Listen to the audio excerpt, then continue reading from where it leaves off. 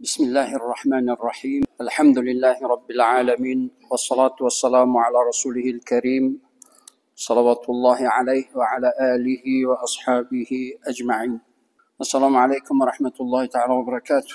برادران الإسلام، دوملو امام خطیب در موضوع نعمت‌ها صحبت می‌کردند. واقعاً هم در دین مبین اسلام دو نمودی عبادت‌ها هست. یکی عبادت‌های اصلی، کلمه و نماز و روزه و حج و زکات، رکنهای پنجگانه اسلام، و دیگر فرض‌های هست که بر هر بنده مؤمن ادای اون فرض است یا شعائری.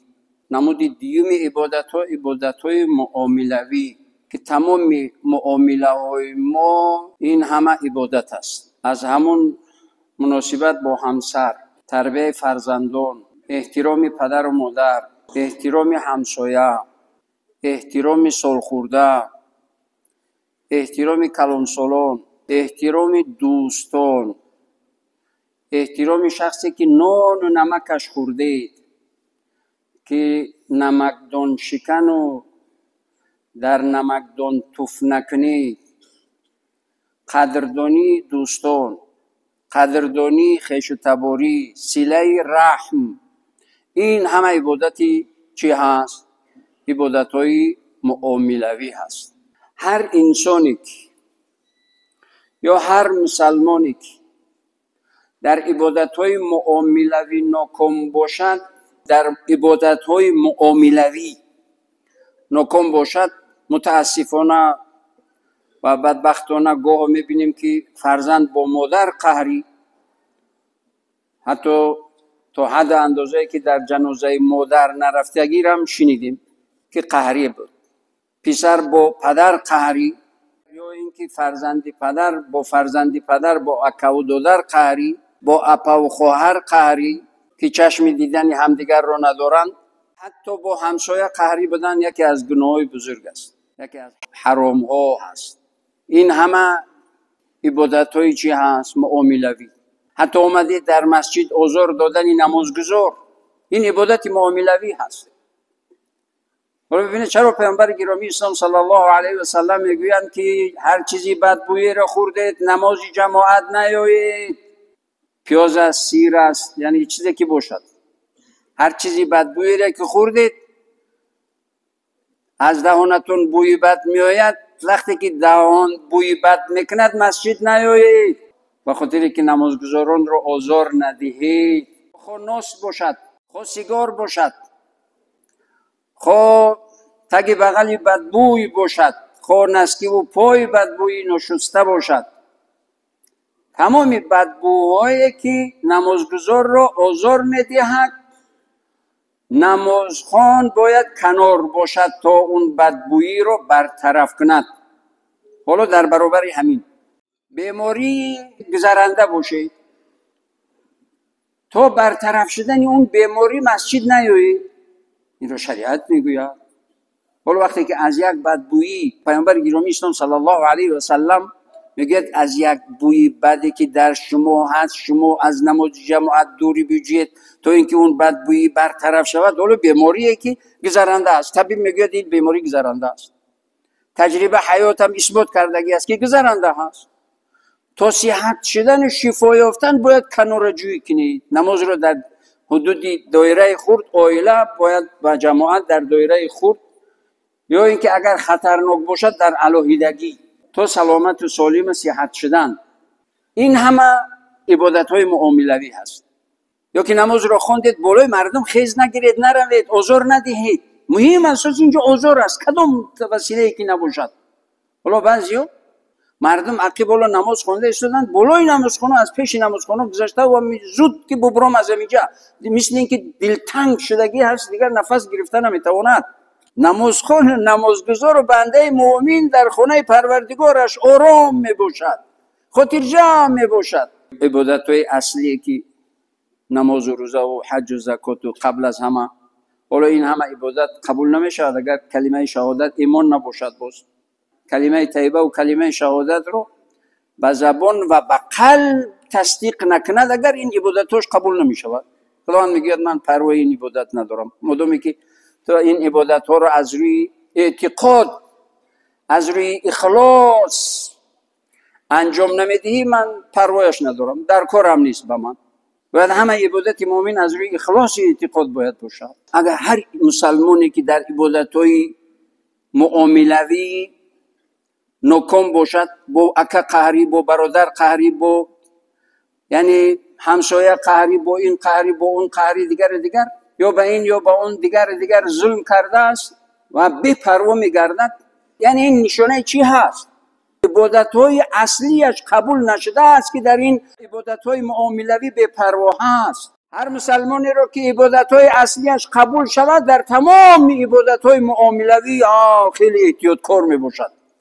پدرم آزار ندهم، حتی فرزندم ظلم نکنم، حتی مادرم آزار یا که ظلم نکنم. بخاطر اون سجده‌هایش سجده‌های ریایی نیست، سجده‌های واقعی، عبادت‌های خالصانه از روی اعتقاد و اخلاص ایمان بود. برای همین اون را در یک قالب مسلمانی کامل جای میکند که به هیچ کس ضرر نمیرساند. افضل الناس انفع الناس، بهترین مسلمان منفعت ناکترین مسلمان است. حالا میگه کسی که به خدا و روز قیامت ایمان دارد، فلیکرم ضیفه فلیکرم جاره، یعنی کسی که به خدا و روز قیامت ایمان دارد همسایه‌اش را اکرام کند، احترام کند، مهمانش را احترام کند. احترام معنی را ندارد که هر چی که داشته باشی دیگه پیشش بیارنی، با قدری امکانیت، لیکن آزار نده، شماده با یک معامله خوب پیشواز و گسیل کردن. ما همینجا رئیست فتوا داریم، روزی نیست که 10-20 تا زیاد کم، یعنی اویله های دعوایی 3 طلاقه 100 طلاقه نمیدونم چند طلاقه میآیند شکایت میکنن. یک نفری خب دیگه ساز نگرفتیم، میگوید جدا شدیم، طلاق نمیدی. خب برای چی طلاق نمیده؟ خب دیگه نه قطعی زندگی میکنه نه شوهر کند. تو هم زن گرفتنی هستی؟ زن گرفتنی هست. زن گرفتنی که باشی، قرآن میگه که فامساک بمعروف او تسریح باحسان، یا با خوبی زندگی کن، یک جویا یک زندگی آسوده از روی مهر و محبت و رحم شفقت و یک دیگر فهمی و احترام و قدر و قیمت و دیگر، یا اینکه با خوبی جوابش بدی. ولی او را جواب نمیدی، کی نمیگیری، هم شتر باریش کی نه شتری، اینا هم مثل همین شتر شدگی هستن. خب ساز نگرفتید، مالش طبیعت موافق نیامد، خب با خوبی زندگی تو نشد، حدی اقل با خوبی جواب شد بده، بیچاره را که با هم زندگیش ببیند. نه انا باید عذاب بکشد، باید دیگر کند، دیگر من گفتم گوش که جورا، ولی عذاب بکشد، بعد تو عذاب نمیکشی، ولی تو باید زنی دیگه میگیری. میدونی همین زنی میگرفتگی میاد، بعد در سر چارمغز میشکند، بلاها را در سرت میارد. در نتیجه چی؟ در نتیجه همون بدخواهی خود، همون نیت بدی خودت نسبت اون همسر پیشینت. هر کسی هر کاری کند و بعد دیگه کامیاب شود نیست. پروردگار نظارت میکند، پروردگار بندگانی گذشت میکردگیش رو دوست میدارد. کسی گذشت دارد، کسی بیکینه هست، کسی بی عداوت هست، کسی قلبی صاف و پاک دارد، پروردگار اون رو دوست ندارد. وقتی که دوست داشت با یک همسرت میارد که بلای چشم دیدهش میبردارد. برای همین بنده مؤمن باید که همیشه باید خیرخواه باشد. خب شد که شد، نشد به خوبی جواب شبته بگو خیلی جواب دادم برک شود. باید دعاش هم بده که پروردگار بختت دیاد، فرزندانی نیکت دیاد، با من که نشد از دیگر کس پیدا کنی. انا این سعادت. میگه من اسعد الناس، کی هست خوشبختترین انسان؟ من اسعد الناس، یک فتحه و یک ضمه هست. انسانی که دیگران را خوشبخت کند، خوشبخت همون انسان است.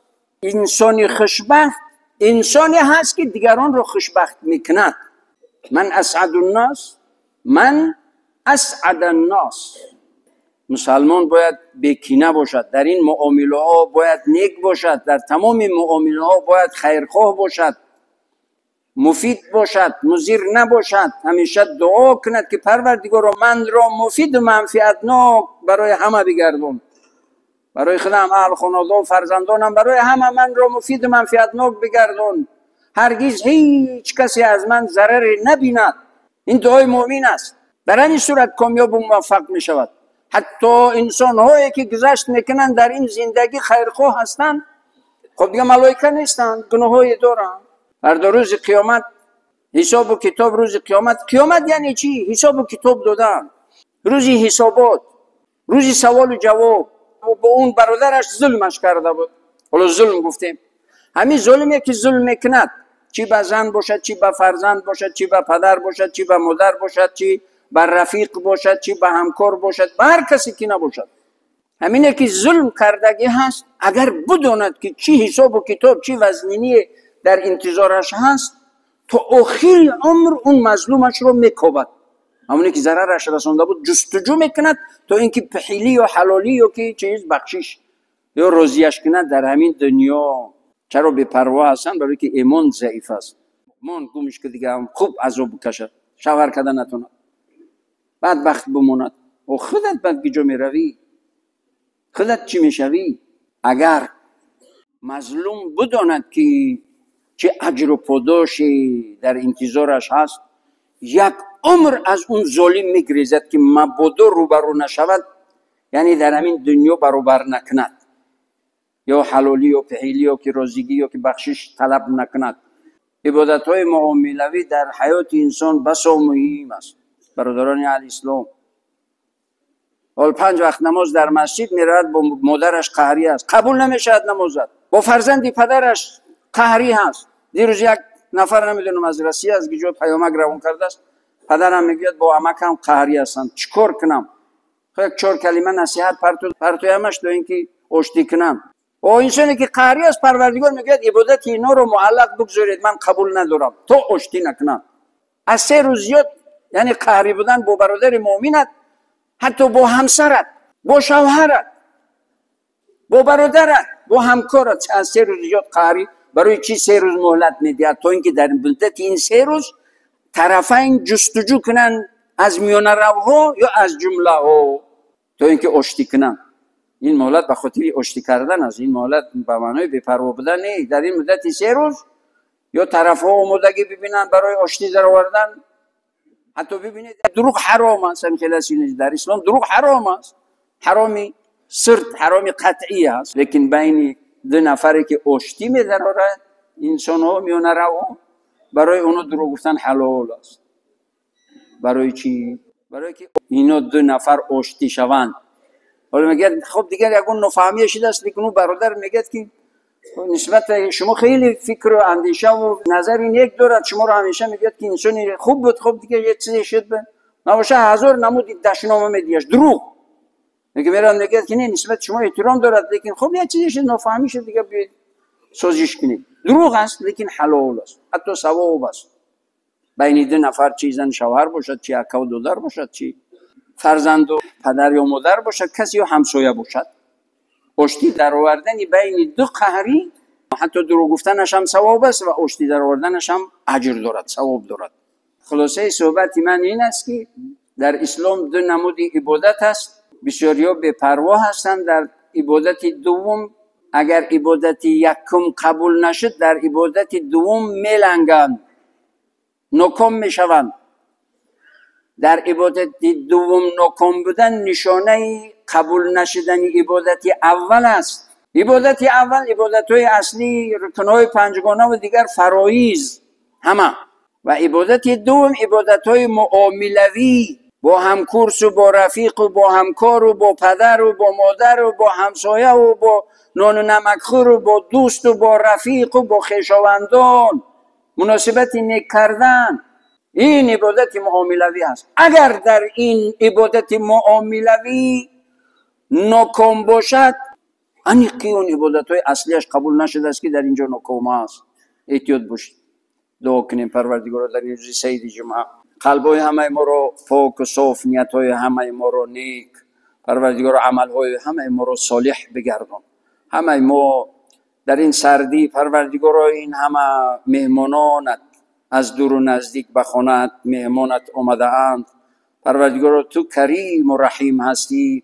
و همه این حاضرینی که دستی امید به سوی خودت برداشته‌اند، هر یک امیدها و آرزوها و نیت‌های نیک دارند، پروردگار در این روزی سعید جمعه و روزی اجابت دعا همگان را به مقصدهای اصلی و نیت‌های نیکشان برسان.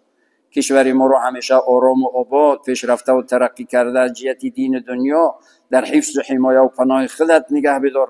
فیض و خیر و برکتت را دائمی بگردان. تمام بلا و وبا و خطر و فتنه ها را ببردار. همیشه آرام و آباد نگاهش بدار و فیض و خیر و برکتت را برای همه حاضرین و کشور ما و پیشوای ملت و تمام شخصان خیرخواه این کشور و اسلام و مسلمین دائمی بگردان. و صلی اللهم علی سیدنا محمد و علی آله و صحبه اجمعین. آمین برحمتك یا ارحم الراحمین.